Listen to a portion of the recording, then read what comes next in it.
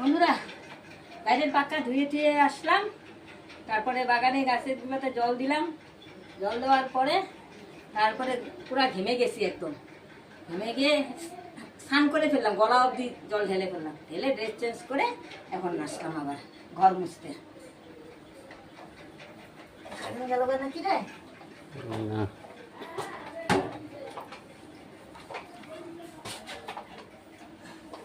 তো গরম না, একদম ঘেমে গেছি।